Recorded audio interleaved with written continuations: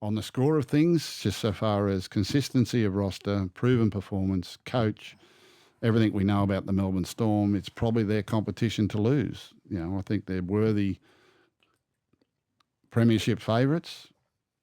They're not going to lose it because the coach doesn't know what he's doing. They're not going to lose because they haven't got the right players. They've got the right players. Munster and Hughes and Pappenhausen and Harry Grant. Crikey, what a side. They're bringing young Stefano Tukamanu, who, like most players who go to Melbourne, will probably go to a different level.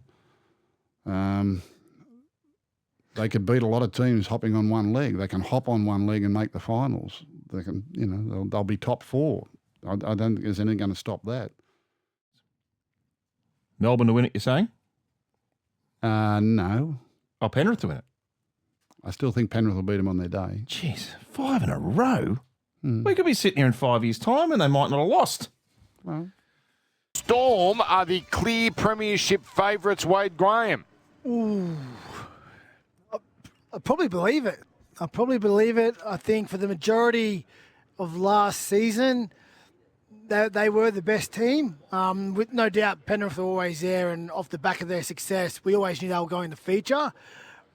The loss that they had in that they suffered to Penrith in that grand final, the likes of Harry Grant, who still hasn't won one, it's got to eat away at him, and he don't need any more motivation. And that old saying, you're going to lose one before you win one. Munster back at his best. He struggled with injury a lot through last year. So I'd have to say, Melbourne and Penrith again. Penrith are going to be around there. And I like the Sharks. Of course I like the Sharks. Is that all? I asked one person. Is that how this segment works, Mick? I didn't know if you were going to let it. Well, on Sundays, Jimmy does it differently. So.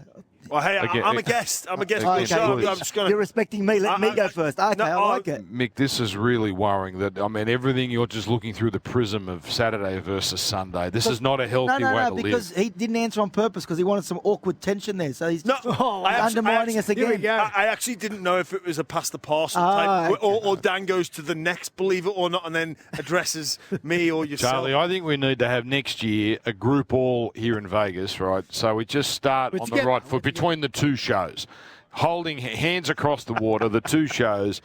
God, Mick's phone, your phone goes off more than Brent Reed's. It's unbelievable. Does someone want to answer the question nice and quickly, please? Yeah, I'll go. I still think Penrith are the team to beat. Okay.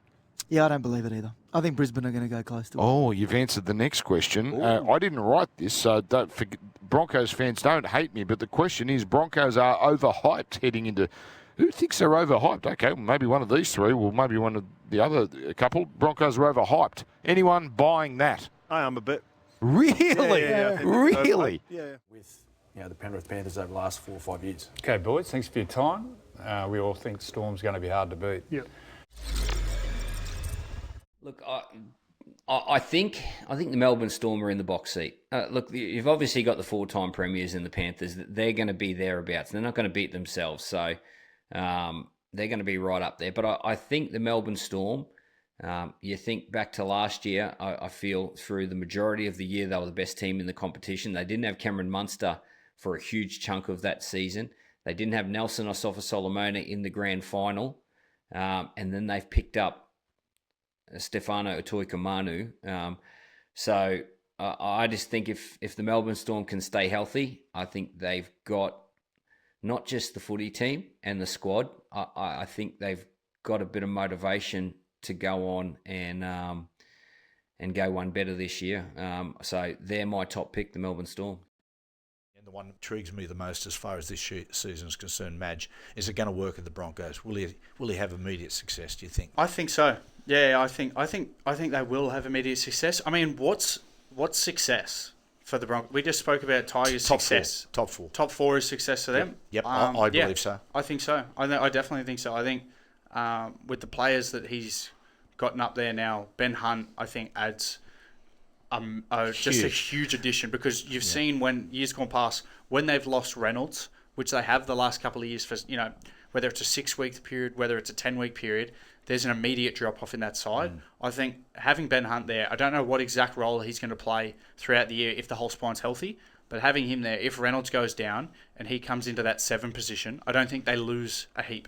Romantic storylines in sport go hand in hand. Ben Hunt going back to Brisbane and grabbing that competition he nearly won as a young player. A successful year is top 4. If I'm Madge, I'm going top 4. I don't believe the stories about rumblings come out of Brisbane about players being unhappy they're training too hard. Do you have them top 4? Yeah, I've got them top 4. Yeah, I've got them winning the comp. I'll say that right now. Wow, we haven't even got to it. We'll do that later. Oh, I'm going to declare early that I think the Broncos can win the competition. Bang. That's a big call. The most important player is going to be Adam Reynolds. I know with Benny Hunt's going up there, and they've got Reece Walsh, and they've got Paddy Carrigan. If you tell me right now Adam Reynolds is going to have a great year like he did year 1 up in Brisbane, then I absolutely back him to win the competition. Right. I say, mate, they win the comp. Even without, I think Ezra Mann's out for the first 6 weeks, I believe. Well, that's where Benny Hunt's going to be priceless to come in there. And that's a really good, experienced halves combination. Well, they got good depth. Like even Billy Walters, who has primarily played 9 the last few years, is an outstanding half, and like when he plays there as well. So he played there in week 1 of trials, and he played outstanding. Young Jock Madden too. Jock Madden, young Jocks are good footballers, so they do have depth.